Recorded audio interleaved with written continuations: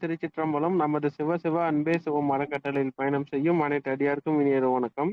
இன்றைய சிறப்பு விருந்தினராக இருக்கும் ஜோதிட ரத்தினா ஸ்ரீ பூங்குடி அம்மா அவர்களை குழுவின் சார்பாக வருகின்ற வரவேற்கிறேன். தலைப்பு சொல்லி ஸ்டார்ட் பண்ணிக்கலாம். தோஷங்களும் பரிகாரங்களும். மன்னிச்சுக்கோங்கம்மா, உங்க பிஸி ஷெடியூல்ல எடுத்து கொடுக்குறீங்க. ரொம்ப ரொம்ப நன்றி. வாழ்க வளமுடன். ஓகே, அனைவருக்கும் வணக்கம். தோஷ பரிகாரங்கள் என்ற தலைப்புல பேச இருக்கிறேன். சேலத்துல இருந்து ஸ்ரீ பூங்குடி.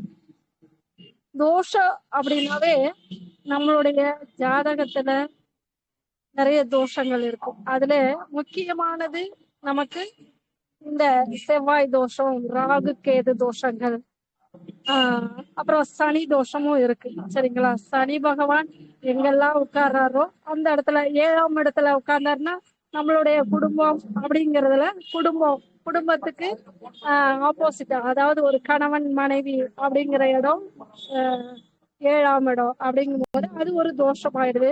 அவங்க குடும்பத்துக்குள்ள பிரச்சனைகள் இந்த மாதிரி நிறைய வர ஆரம்பிக்கும். அதனால முதல்ல செவ்வாய் தோஷத்தை பத்தி பேசிடலாம். சரிங்களா? செவ்வாய் தோஷம் எப்படி அவங்களுக்கு ஏற்படுது அப்படின்னா, செவ்வாய் என்பவன் பூமிக்காரகன்னு சொல்லுவாங்க, சகோதரக்காரகன்னு சொல்லுவாங்க. சரிங்களா? அடுத்து பிளட், ரத்தத்துக்குரியவன்னு சொல்லுவாங்க. ரத்தத்துக்குரியவன் சொல்லும் போது செவ்வாய் இந்த பிளட் குரூப் அப்படின்னு சொல்றோம் இல்லையா, அந்த பிளட்ல நிறைய அவருடைய தாக்குதலால் ரத்த சம்பந்தப்பட்ட நோய்கள் வரும். சரிங்களா? அதனால செவ்வாய் தோஷம் அதிகமா இருக்கிறவங்களுக்கு ரொம்ப கோபம் வரும், எதையும் முன்னணின்னு செய்வாங்க. சரிங்களா? அவங்களுக்கு செவ்வாயால பாதிக்கப்பட்டு இருந்தா கண்டிப்பா அவங்களுக்கு அடிக்கடி கோபம் வரும். அடிதடி சண்டை இந்த மாதிரி எல்லாம் முன்னணிப்பாங்க. அடிதடி சண்டைதான். அதனால எல்லாம் செவ்வாய் தோஷத்தால பாதிக்கப்பட்டவங்க தான் நிறைய பேர் இருப்பாங்க. சரிங்களா? அவங்களுக்கு என்னன்னா, அந்த செவ்வாய்க்குரிய தேவதை முருகன். சரிங்களா? அந்த முருகனை நாம அடிக்கடி வணங்கிட்டு வரணும். அதே போல ரத்த தானம் செய்யணும். ரத்த தானம் செஞ்சோம்னு வச்சுக்கோங்க, இந்த தோஷத்துல இருந்து நாம கொஞ்சம் கொஞ்சமா விடுபடலாம். அப்புறம் செவ்வாய் இப்போ இந்த வருடம் அவர்தான் அரசனா இருக்கார். அப்போ இந்த வருஷ கடைசி சமயத்துல யாருக்காவது நிறைய பேருக்கு ரத்தம் சம்பந்தமான நிறைய நோய்கள் ஏற்படுறதுக்கு அவர் தான் காரணம். அதனால அவரை போய் அடிக்கடி வணங்கிட்டு வரலாம். நான் இங்க நம்ம எம்எல்ஏ ஃபங்க்ஷனுக்காக வந்திருக்கேன். அதனால என்னால வீட்டுக்கே நான் இன்னும் போகல. ஆனா இங்கேயே ஒரு ஓரமா நின்று பேசிட்டு இருக்கேன். சரிங்களா? செவ்வாய் தோஷம் அப்படின்னாலே நிறைய விஷயங்கள், அடிபடுறது, ஆக்சிடென்ட் ஆகி ரத்தம் வீணா போறது, இந்த மாதிரி எல்லாம் இருக்கும் போது கண்டிப்பா செவ்வாய் அவங்களுக்கு ஆதிக்கத்துல இருக்காருன்னு அர்த்தம். சரிங்களா? ஒரே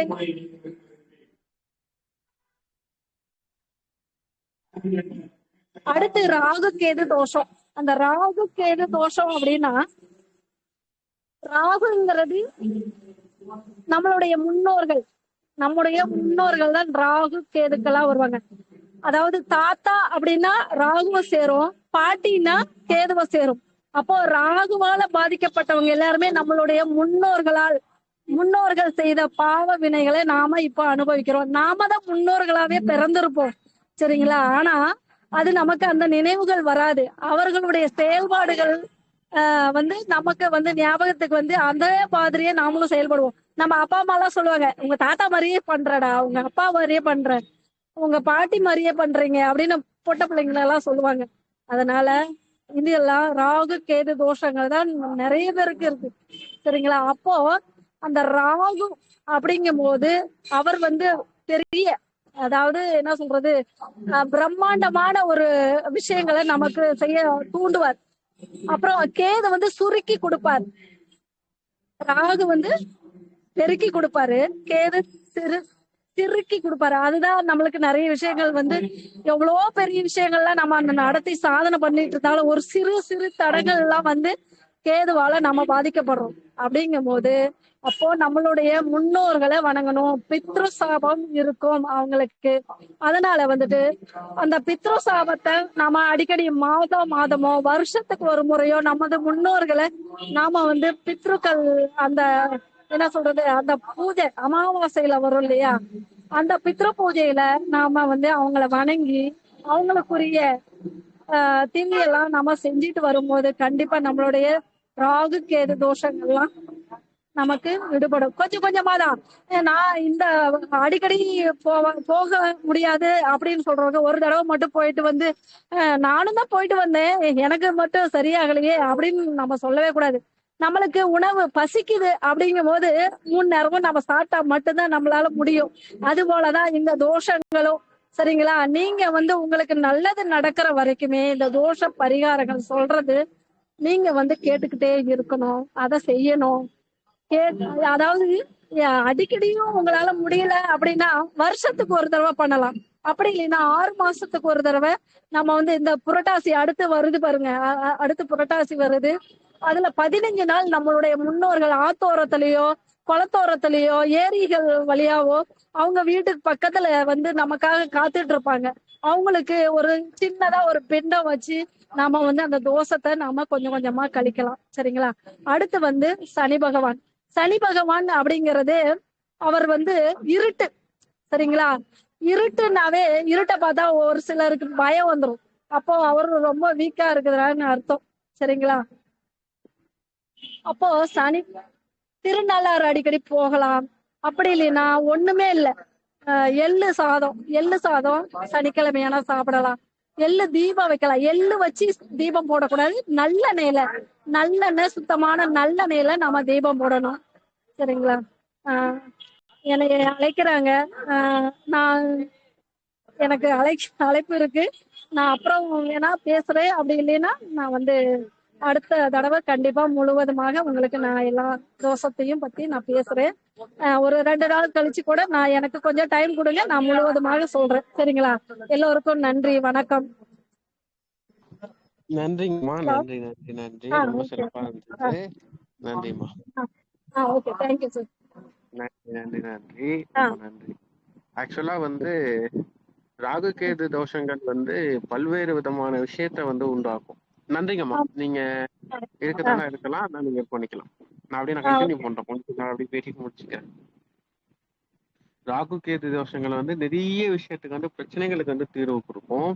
ஸோ வாழ்க்கையில நீங்க வந்து ராகு கேது வந்து முடிஞ்ச அளவுக்கு நவகிரக கோவிலுக்கு வந்து விசிட் போங்க. எல்லாருக்குமே அதுதான் பர்சனல் அட்வைஸ் சொல்லுவேன். நவகிரகம் கோவிலுக்கு போனாலே இருக்கிற பிரச்சனைகளுக்கு வந்து தீர்வு கிடைக்கும். ஸோ கோவிலுக்கே போக மாட்டேன், நவகிரகமே சுத்த மாட்டேன், ஆனா ராகு கேது பிரச்சனை வந்து சரியாகணும்னா கண்டிப்பா சொல்றேன், கஷ்டம். ஸோ அதனால ராகு கேது பிரச்சனை இருக்கா, முதல்ல கோவில போய் சாமி தரிசனம் பண்ணுங்க. சாமி வந்து உங்களுக்கு வந்து ராகு கேது பயிற்சிக்குள்ள பலன்களை வந்து கொடுப்பார். ஸோ வந்து அம்மா வந்து ரொம்ப அற்புதமான வகுப்பு எடுத்திருக்காங்க. ஸோ தோஷங்கள்ன்றத வந்து நம்ம தான் தோஷங்களா உருவாக்கிக்கிறோம். ஓகேங்களா? தோஷம் வராறான்னா ஒரு பேசுறதுக்கு கூட தோஷம்தான், ஒரு செய்யறதுக்கு கூட தோஷம்தான். ஒரு நல்லதே செய்யணும்னு நினைச்சீங்கன்னா சத்தியமா நல்லதே செய்ய முடியாது. ஓகேங்களா? ஸோ அதனால லைஃப நம்ம எப்படி எடுத்துட்டு போகணும் அப்படின்ற விதத்தை யோசிச்சுக்கிட்டு ஸோ நீங்க ரன் பண்ணுங்க. உண்மையிலேயே வந்து இன்னைக்கு வகுப்பு வந்து ரொம்ப அற்புதமா நம்ம வந்து எடுத்து கொடுத்தாங்க. ஏன்னா வந்து அவங்க அவங்க அந்த கடுமையான சூழ்நிலையிலயும் வந்து ஆன்லைன்ல வந்து வகுப்பு எடுத்து கொடுத்துட்டு போயிருக்காங்க. தோஷங்கள் அப்படின்றத வந்து எது நீங்க தோஷம் வந்து திருமலை தடை அது தோஷமா கிடையவே கிடையாது. நீங்க செய்ய வேண்டியது கோவிலுக்கு போறது கிடையாது, சாமி கும்பிடுறது கிடையாது. எந்த கோவிலுக்கு போனா எந்த பலன் கிடைக்கும் அப்படின்ற விஷயம் தெரியுதான்னா தெரியல. அம்மா வந்து தோஷங்களும் பரிகாரங்களும் போட்டுட்டு எந்த கோவிலுக்கு போனா எந்த தோஷங்கள் தீர்வு ஓடும்னு கேட்டீங்கன்னா சத்தியமா தெரியாது. கோவிலுக்கு போங்க. எல்லா தோஷத்துக்கும் பள்ளியற பூஜையில வந்து தோஷங்கள் வந்து நிவர்த்தி உண்டு. இப்போ அம்மா பூங்குடி அம்மா வந்து தோஷங்களும் பரிகாரங்களும் போட்டுட்டு இப்போ சொல்றாங்க ராகு கேது தோஷம் அந்த தோஷம் இந்த தோஷம்னு சொல்லிட்டு இப்போ எமர்ஜென்சின்னு சொல்லி போயிட்டாங்க. நான் அதுக்கு முன்னாடி என்ன சொல்றேன், நீங்க முதல்ல கோவிலுக்கு போறீங்களா அந்த கேள்விக்கு நீங்க ஆன்சர் சொல்லுங்கண்ணே. யாரெல்லாம் கோவிலுக்கு போறீங்க முதல்ல? யாருமே கோவிலுக்கு வந்து சரியா போறீங்களா? தினசரி கோவிலுக்கு போறீங்களா? ஆனா வாரத்துல 2 நாள் கோவிலுக்கு போறீங்களா? யார் போறது? ஏன்னா ஒரு ஆள், ஒரே ஒரு ஆள் கிடையவே கிடையாது. மாசத்துக்கு ஒரு டைம் ஆச்சு போனீங்கன்னாலே அதுவே டவுட். ஆடிக்கு ஒரு டைம், அமாவாசைக்கு ஒரு டைம் போவோம். ஓகேங்களா? ஸோ லைஃப்ல நீங்க பண்ண வேண்டிய விஷயம் என்னன்னா, கோவிலுக்கு அடிக்கடி போங்க. கோவில்ல இருக்கிற வைப்ரேஷன் அவ்வளோ வாங்க. உட்கார்ந்து நீங்க சாமி கும்பிட்டு சாமியை வந்து ரசிக்கணும். நாங்க கண்ணை மூடிட்டு உட்கார்ந்து கோவில் கிடையாது. உங்களோட பிராண ஆற்றலை, உங்களோட கெட்ட சக்தியை வந்து உங்களோட தோஷத்தை கழிக்கணும். கோவில்ல போய் குறைஞ்ச ஒரு 1/2 மணி நேரம் உட்காரணும் கண்ணை மூடிக்கிட்டு. அங்க போய் ஃபோன் யூஸ் பண்ணிக்கிட்டு செல்போன்ல போட்டோ எடுக்கிறதுன்றது விஷயம் கிடையாது. சைலண்டா அமைதியா உட்கார்ந்து அந்த ஆற்றலை உள்வாங்கினீங்கன்னா நிறைய விஷயத்துக்கு வந்து விடை கிடைக்கும். அதனால தயவு செய்து நீங்க வாழ்க்கையில ஒரு டைம் ஆச்சு நிம்மதியா போனை ஆஃப் பண்ணி வச்சுட்டு கோயிலுக்குள்ள போங்க. உங்க லைஃப் எப்படி இருக்குன்னு பாப்பீங்க. அவ்வளோ பெரிய விஷயத்த வந்து எளிமையா கொடுத்துட்டு இருக்கோம். ஸோ இதை யூட்டிலைஸ் பண்ண வேண்டிய கடமைகள் வந்து உங்களுக்கு இருக்கு.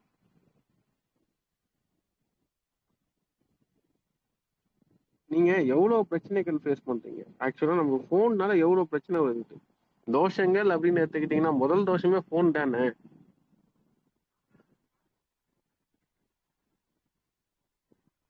எவ்வளவு தோஷங்கள், திருமண தடை, குழந்தை பேர் இல்ல, நாகதோஷம், அந்த தோஷம், இந்த தோஷம் சொல்லி எவ்வளவு தோஷங்களை சொல்றோம். சர்வ தோஷம், ஆஹ் என்னென்னவோ சொல்றாங்க. ஆக்சுவலி எனக்கு தெரிஞ்சு அதுலலாம் நம்மளுக்கு எது வந்து பிரச்சனைக்கு தீர்வு கொடுக்கும்? தோஷத்தை வந்து முக்கியத்துவம் தராதீங்க. அதுக்கேற்ற பரிகாரங்கள். இந்த கோவிலுக்கு போனா இந்த பரிகாரம், அந்த கோவில்ல ஒரு சிறப்பு அம்சம் இருக்கும். இந்த கோவிலுக்கு போனா சூரியன் ஆற்றல் இருக்கு, இந்த கோவிலுக்கு போனா சந்திரன் ஆற்றல் இருக்கு அப்படின்னு சொல்லி அங்க வந்து அவ்வளவு சிறப்பு அம்சம் இருக்கும். ஸோ அந்த கோவிலுக்கெல்லாம் போய் முதல்ல தரிசனம் பண்ணி அமைதியா உட்காருங்க. அப்படி உட்காரும் போது நிறைய விஷயத்த வந்து உள்வாங்குவீங்க, நிறைய நல்லது நடக்கும். ஓகேங்களா? அம்மா வந்து தவிர்க்க முடியாத காரணத்தினால வந்து அவங்க வந்து போயிருக்காங்க. மீண்டும் வந்து இன்னொரு வாய்ப்புல வந்து அவங்க எடுத்து கொடுப்பாங்க இந்த சப்ஜெக்ட. எல்லாருக்குமே ரொம்ப ரொம்ப நன்றி. இந்த அளவுக்கு வந்து பொறுமையா கேட்டு நீங்க வந்து பயன்படுத்திட்டு இருக்கீங்க. யாருக்குன்னா டவுட் இருக்கா இது வரைக்கும் பேசுனதுல? டவுட்னா டவுட் கேட்கலாம். டவுட் கேட்க கேட்க நான் விடை கொடுப்பேன். யாருக்குன்னா டவுட் இருக்கா? ராணிக்குமார், மாசிலாமணி சார், யாருக்குன்னா டவுட் இருக்கா? வாய் இல்ல சார். எதுவும் இல்லைங்க சார். உங்களுக்கு இந்த கேள்விக்கு ஆன்சர் வேணும், இதுக்கு எனக்கு விடை தெரியல அப்படின்னாலும் அந்த கேள்வி கேட்கலாம். நான் விடை கொடுக்கறதுக்கு நான் ரெடி. உங்களுக்கு இந்த பிரச்சனை இருக்கு, இந்த பிரச்சனைக்கு சொல்யூஷன் வேணும் அப்படின்னு கேட்டாலும் அந்த பிரச்சனையை சொல்லுங்க, நான் சொல்யூஷன் கொடுக்குறேன். இந்த கோவிலுக்கு போனா தீர்வு உண்டு நான் சொல்றேன். எந்த பிரச்சனைக்கு எந்த கோவிலுக்கு போலாம்னு நான் சொல்றேன். ஹலோ, யாருக்குமே எந்த பிரச்சனையுமே இல்லையா? அப்ப ப்ரோக்ராம் சார் முடிச்சுக்கலாமா? தலைவலி இருக்கு, அதுக்கு எந்த கோயிலுக்கு போலாம் சார்? தலைவலி இருக்கு அப்படின்றத வந்து தலை அப்படின்றத வந்து ராகு கேது ஆக்சுவலா வந்து, ஓகேங்களா? ராகு ம். கேது வந்து நீங்க வந்து போய் போய் வந்து நவகிரகத்தை வந்து முதல்ல வந்து 9 சுத்து சுத்துங்கம்மா. ஓகே. ராகு கேது இருக்கிற தலத்துக்கு போங்க. ம் ம். உங்க நட்சத்திர ஜென்ம நட்சத்திரம் அன்னைக்கு ராகு கேது இருக்கிற தலத்துக்கு போய் சாமி கும்பிட்டுட்டு வாங்க. வேற எதுவுமே நான் சொல்ல. அங்க போய் அமைதியா உட்காருங்க. தலை, உடம்பு வலி, கை கால் வலி இதுக்கெல்லாம் வந்து ராகு கேது தான். தலைவலின்றது வந்து ராகு, கேதுன்றது வந்து உடம்பு. ஓகேங்களா? அப்படி இருக்கும்போது வந்து ராகு தசையில வந்து ராகுக்கு ஏத்த மாதிரி பூஜைகள், நவகிரகம் மேல ராகு தசை போகும் உங்களுக்கு. அந்த மாதிரி டைம்ல வந்து நீங்க போய் பூஜை பண்ணணும். சூரிய தசை, சந்திர தசைன்னு சொல்லி தசைகள் மாறும். அந்த தசையில போய் நீங்க பூஜை பண்ணும்போது நிறைய விஷயங்கள் வந்து நன்மை கிடைக்கும். தலைவலி வந்து நிறைய காரணம் இருக்குமா, இதுதான் காரணம்ன்றது கிடையாது. நிறைய விஷயத்துல வந்து பிரச்சனைகள் உருவாகும். உங்களுக்கு என்ன மாதிரி தலைவலின்னு பார்க்கணும் மெடிக்கல் டேர்ம்ல. ரெண்டாவது, ம். உங்களுக்கு வந்து அஸ்ட்ராலஜி டேர்ம்ல பாத்தீங்கன்னா நீங்க வந்து கோவில்ல போய் கண்ணை மூடி உட்காருங்களேன். ஒரு 10 நாள் செய்யுங்க. ஓகே சார், நான் பண்றேன். சிம்பிளா. தேங்க்யூ. நீங்க எந்த ஊருமா நீங்க? நான் பெங்களூர் சார். பெங்களூர்ல கோவில் இருக்கா? நிறைய இருக்கு கோயில். இருக்கு கோயில். கோவில் இருக்குல்ல. அப்ப பக்கத்துல இருக்கிற கோவில், பக்கத்துல என்ன கோவில் இருக்கு? பக்கத்துல சிவன் கோயில் இருக்கு, அந்த எல்லாம் எல்லா சாமிங்களும் இருக்கு.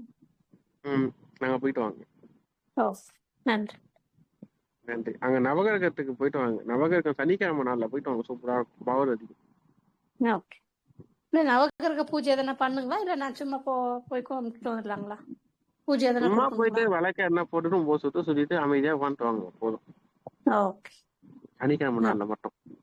ஓகே, நன்றி. நன்றி. வேற என்ன டவுட் இருக்கா? பசங்க நல்லா படிக்கணும், என்ன எந்த கோயிலுக்கு சார் போகணும்? அவங்க ராசி நட்சத்திரம் தெரியாம சொல்ல முடியாது சார். அவங்க ராசி நட்சத்திரம் இதெல்லாம் தெரியாம நம்ம எதுவும் சொல்ல முடியாது. ஒருத்தர் வந்து கும்பராசி, ஒருத்தர் வந்து மிதுனம் சார். பையன் வந்து மிதுன ராசி, பொண்ணு வந்து கும்பராசி.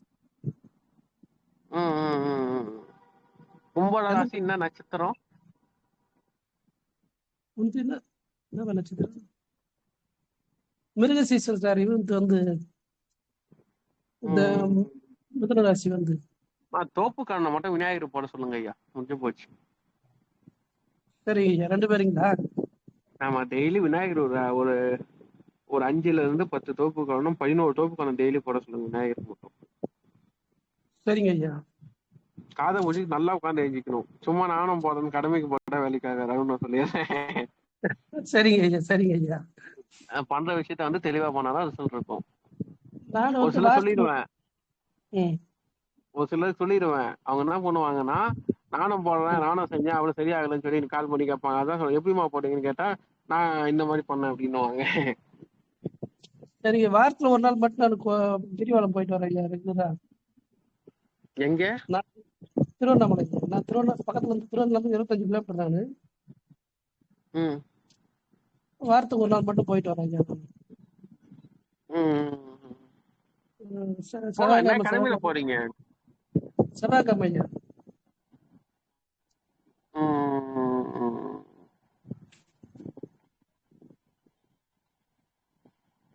செவ்வாய்க்கிழமையா? ஆக்சுவலா வந்து வியாழக்கிழமை போங்க, சூப்பரா இருக்கும். அதெல்லாம் என்ன பண்ணணும் ஐயா? பசங்க படிப்பு செல்வ வளம் எல்லாமே வியாழக்கிழமை போனீங்கன்னா நல்லா இருக்கும். சரி, இதுக்கப்புறம் வியாழக்கிழமை போயிட்டு வரணும் எப்பயுமே. ஆமா, வியாழக்கிழமை ஒரு 5 வாரம் இல்லை ஒரு 9 வாரம் போயிட்டு வாங்கண்ணே, டிஃபரன்ஸ் தெரியும். சரிங்க ஐயா, சரிங்க ஐயா. ஏதோ எனக்கு தெரிஞ்ச விஷயத்த ஷேர் பண்ணேன். உங்களுக்கு தெரியாது. நானு வார வாரம் போயிட்டு இருக்கேன்றீங்க, உங்களுக்கு தெரியாத விஷயமே இல்லையே கிரிவலத்துல. நான் என்னன்னா எனக்கு என்னன்னா செவ்வாய்க்கிழமை எனக்கு எலக்ட்ரிக் கடை வச்சுக்கிறேன். ஆனா செவ்வாய்க்கிழமை கொஞ்சம் ஃப்ரீயா இருப்பேன், எப்பவுமே வேலை இருக்காது அதிகமா, அதனால அன்னைக்கு போயிருந்தேன்.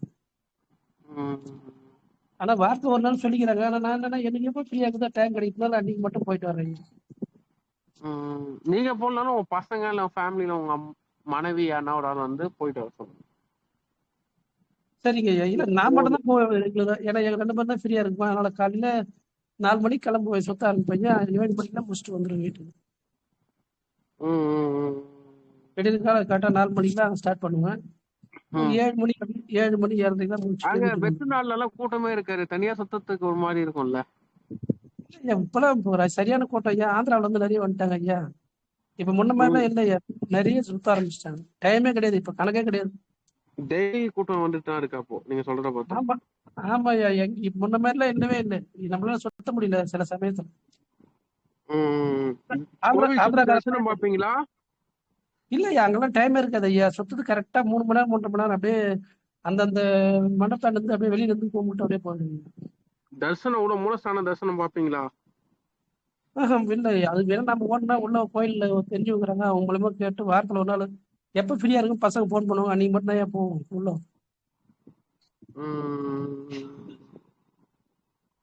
நீங்க கிரிவலம் பண்ற அன்னைக்கு வந்து உள்ள தரிசனம் பண்ணுங்க. அப்படி சொல்லுங்க. வார வாரம் கிரிவலம் பண்றீங்கல்ல? ஆமா, அப்போ தரிசனம் பண்ணுங்க.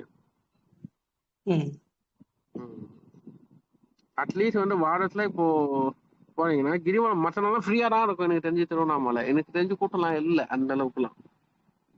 உள்ள உள்ள தரிசனம் பண்றதுக்கு சுத்தி வர்றதுக்கான கூட்டம் இருக்கலாம், உள்ள தரிசனம் ஃப்ரீயா தான் இருக்கும்.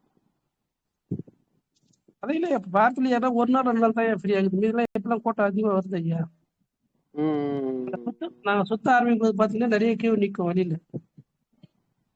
கோவில் சாயந்தரம் எப்படி ஃப்ரீ ஆயிடும்ல, உங்களுக்கு 7 மணிக்கு மேல ஃப்ரீ ஆயிடுது இல்ல? அதான் ஏன் வெளியில இருந்து வராங்கல்ல, வெயிட்ல நைட்ல தங்கி வெடிகாலத்துல கோயில்ல நிறைய சொத்து வெடிகாலமே கியூ நிக்க ஆரம்பிச்சிடுறாங்க. அதனால காலையில் டைம் இப்பயும் பார்க்க முடியாது. மதிய டைம் இந்த மாதிரி டைம் தான் போய் பார்க்கலாம் ஃப்ரீயா. இல்ல மதியத்துல ஃப்ரீயா இருக்கு, ஆக்சுவலா சாயந்தரம் டைம்ல ஃப்ரீயா இருக்கு. நீங்க சொன்ன மாதிரி காலையில டைம்ல ஒரு கூட்டம் இருக்கான்னு எனக்கு தெரியல.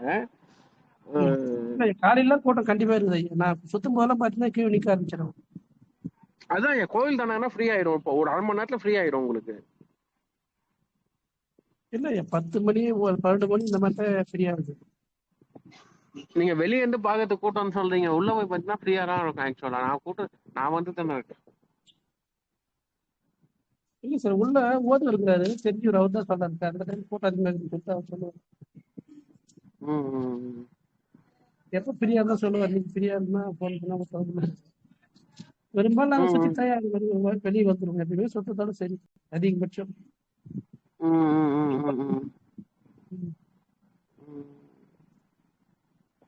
சரிங்க சார், நீங்க சுத்துங்க, நல்லதே நடக்கும். ஆக்சுவலா அதுதான் நான் சொல்ல முடியும். ரொம்ப ரொம்ப நன்றி. நம்ம வகுப்பு வந்து நிறைவு பண்ணிக்கலாம்னு நினைக்கிறேன். வேற எதுனா டவுட் இருந்தா டவுட் பேசலாம். நன்றி முடிச்சுக்கலாம். நன்றி.